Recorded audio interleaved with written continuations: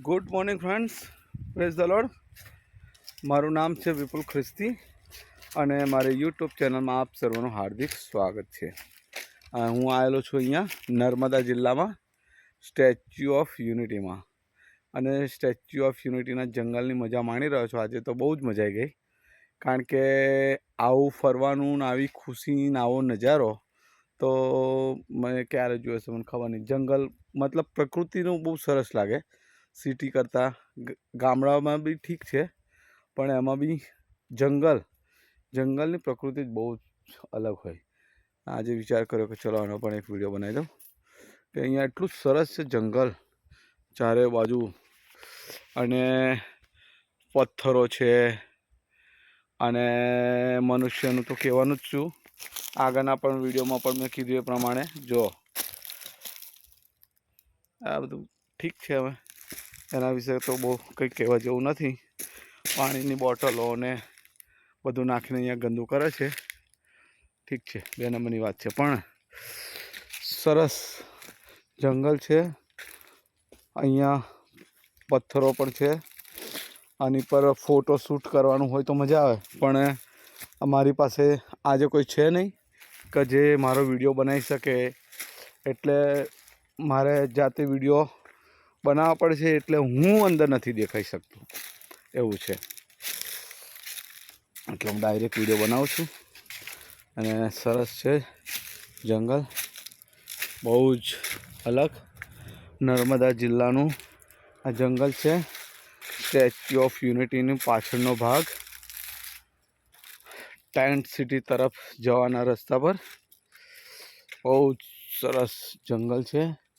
અહીંયા આરામથી બેઠા હોય તો આખો દિવસ નીકળી જાય, ખબર ના પડે. તમારે ઉનાળો હોય તો મસ્ત અને ઠંડક અહીંયા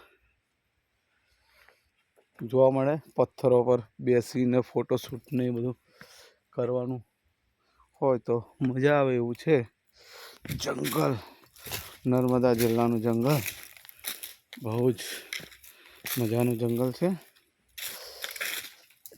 અહીંયા પગદંડીના રસ્તા પણ છે, એટલે એનો અર્થ એવો થાય કે અહીંયા આજુબાજુમાં કોઈક ગામ પણ છે કે જ્યાંથી લોકો આ રસ્તેથી આવતા જતા હશે. હે ને, પગદંડીનો રસ્તો છે એટલે છે જંગલ, પણ આસપાસમાં નજીકમાં કોઈ ગામ હશે કે જે લોકો આ રસ્તે થઈને આવે છે જાય છે.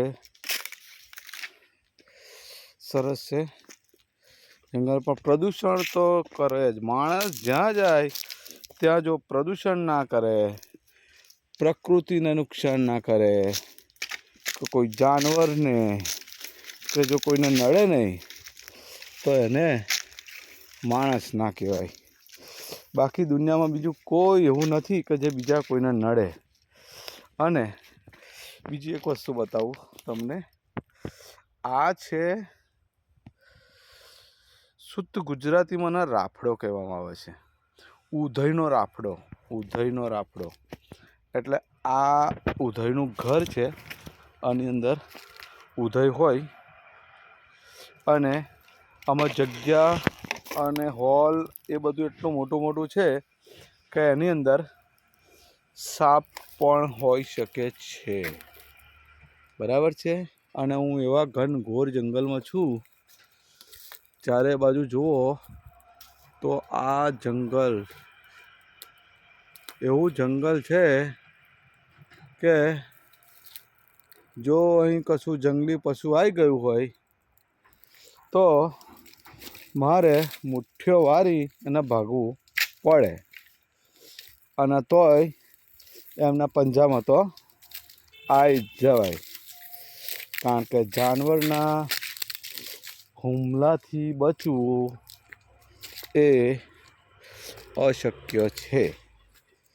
બરાબર છે. એટલે આપણે આ જંગલની બહાર નીકળીશું. બહુ વધારે જવું નથી.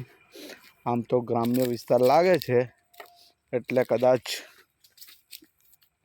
અહીંયા જંગલી જાનવર નહીં હોય, અને કદાચ હોઈ પણ શકે. સંભાવના બંને જ છે. આપણે બેમાંથી એકઈ સંભાવનાને નકારી શકતા નથી. પણ આપણે હવે અહીંયાથી બહાર નીકળી જવું એ જ આપણા માટે સારી બાબત છે. ઓકે, તો આપણે નીકળીએ જંગલની બહાર. આ જંગલને કહીએ અલવિદા. મજા આવી જંગલમાં ફરવાની. પ્રકૃતિ પ્રેમીઓ માટે બહુ જ સરસ જગ્યા છે અને બહુ જ આનંદદાયક. આવો અહેસાસ તો બીજી જગ્યાએ ભાગ્યે જ થાય. ઓકે, ચલો, thank you, bye all friends.